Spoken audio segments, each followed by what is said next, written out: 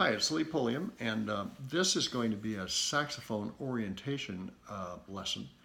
It's going to kind of explain the principles that you need to adhere to while you're playing saxophone. And there are some basics, but you never get away from these, and so you need to remember these every time you play because they're key to producing a good sound and getting a good execution of playing the saxophone. Number one, you need to sit up straight at all times, and you need to kind of arch your back, so you're going to be straight sitting up if you're sitting or standing. And so if you're sitting, you need to sit up straight. Everything that you do while playing saxophone is based upon the fact that you are supporting. You need to be firm. These muscles need to be firm with your abs need to be firm right here like this. You should be able to punch that with your hand and have something firm in resistance. You push out like this. You push out like you're pushing out against your belt like that. And what you're doing is inside you're maintaining a steady column of air from this level all the way through your throat and into the horn, all the way through the horn and out the horn into the room. So you need to think that you're playing through this, not just blowing into the mouthpiece, but you get a huge column of air there going when you take a giant breath. And so every time before you play, you need to completely fill up with air.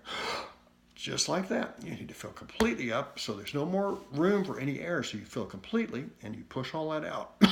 Now that's even if you're playing softly. So take a huge breath.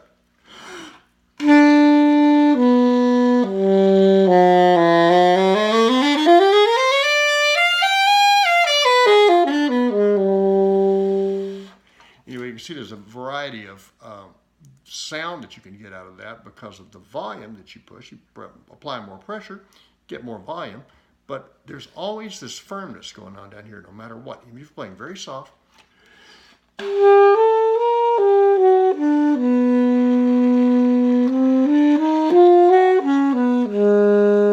So that's always firm. That is key. All right. Now, when you're playing, you also need to keep your throat open. This is called like a half yawn. So you're going to be like this. You kind of have to force your throat open here, like this. You have to have it open here at all times. And so you really don't want to have anything constricting the air from here all the way through. You don't want to be playing too tight on your mouthpiece either. And so you don't want to obstruct it by closing off your throat. And so, what's an open throat? Well, just like you're yawning, like that. You want to keep that open while you're playing. And you want to make sure that your lips and all of your embouchure here is going to be pulled away so you're not kinking that up on the mouthpiece either. If you play with a closed throat,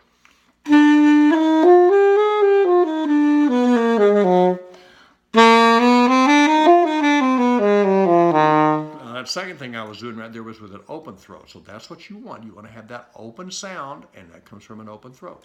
Now, your embouchure should be a combination of things. Your lip here on the bottom lip needs to be soft, and it needs to be bunched up like this and pushed over your teeth like that. It needs to be a soft cushion, so you can have the reed will sit right on that soft cushion right there, like that. Okay, it's a soft cushion. Now your lip, your chin down here needs to be pulled over that bone, so it's tight over the bone, but your lip needs to remain soft. So you don't want to bunch it. You don't want to do this. Be down like this when you're playing.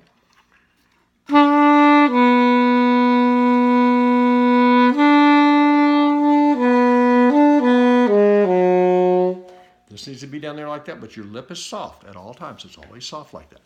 Okay, now your tongue, when you tongue, you need to be right like this. Here's your tongue. Your tongue needs to be going like this against the reed. You do not touch the tip of the tongue to the tip of the reed like this, and you don't do this or anything like that at all. You don't touch the reed down here like that either. You bump it like this with your tongue. Your tongue goes around, so it bumps. It's a little hard to see that right there, but your tongue is actually turned this way and it bumps this way. Now, when your lip is turned over properly, the tip of your tongue will actually hit the back of your lip a little bit, right under it. So you do that, and for jazz players, you can kind of hit your lip and just barely touch that reed. It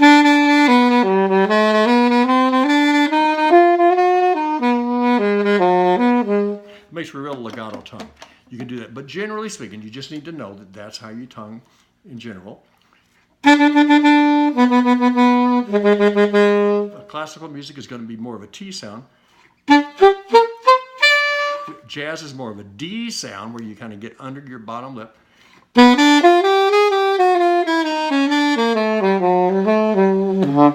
Anyway, kind of makes sense? Okay, now your teeth go on top. Your teeth sit on top of the mouthpiece. Now, I've got a little mouthpiece pad up here. It's a real thin kind. I like the thin kind like this, not the big fat kind, but you can do whatever you want. Or you can sit it right on top of the mouthpiece. But your teeth sit there just like that, right firmly on top, and you push up with your thumb on your left hand, up like this against your teeth. So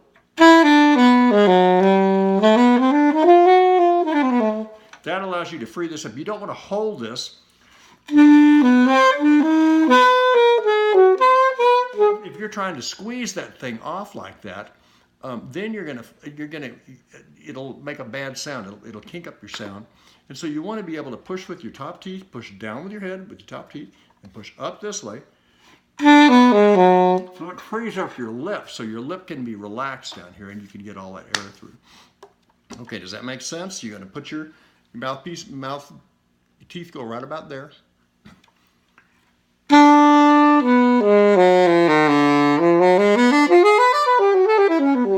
Okay, that makes sense? All right. Now, as far as finger technique is concerned, your hands need to be gently curved like this. They need to be curved about like that. They don't need to be like this, and they don't want to be flat either. And you want to avoid like doing this kind of thing where you got your knuckles all clumped up like that. Everything's got to be curved just gently like this so you can get the power into your fingers like that. Now, when you play, you need to get your fingers off the keys and pop them down so they make a definitive click every time you're playing, even if you're playing soft.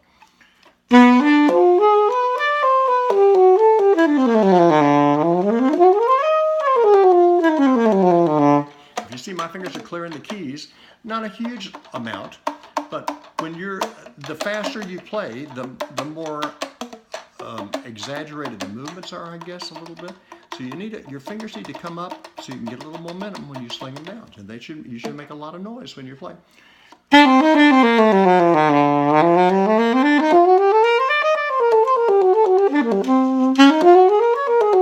don't know if you can hear those keys popping, but they should pop back and forth. You should get your fingers off the keys and let those springs pop those keys up as fast as they can. So that needs to be a very, very exaggerated movement. Okay, now, so I think I probably covered the majority of things for basics. You need to, let's review a little bit.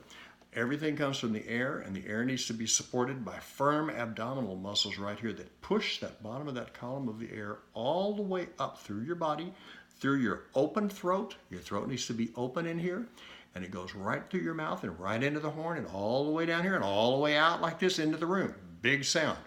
You need to keep your lip soft like a pillow, bunched up here under the reed, and you need to put your teeth on top, push down to the top of the mouthpiece with the top of your head, and push up with your thumb right here so it anchors that thing firmly in there so you can relax that lip and keep your chin down, pulled over that bone so it's flat right here. And so you blow air in at that point. Then, as far as your fingers are concerned, you need to make sure that you get them off the keys. You clear the keys and let them pop up. Get your hand out of the way a little bit and then pop down like this. One other thing about finger movements is when you're playing with your fingers, you actually are closing your hand and pushing your fingers down at the same time. When you come up, you're going to be pulling your fingers out like this and lifting them up. So you're doing both.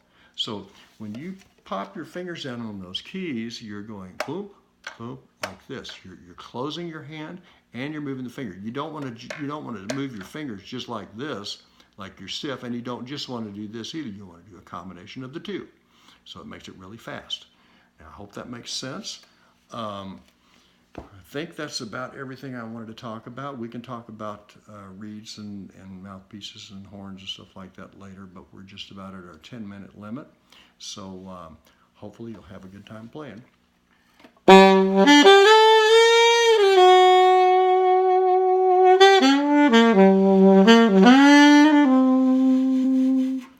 Until next time, this is Lee Pulliam. We'll see you later.